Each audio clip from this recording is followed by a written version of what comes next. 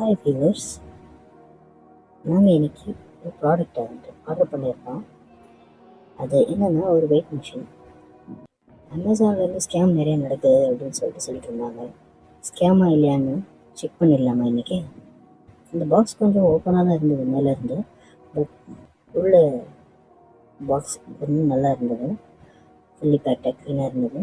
இதை நம்ம ஈஸியாக ஓப்பன் பண்ணுற மாதிரி தான் இருந்தது.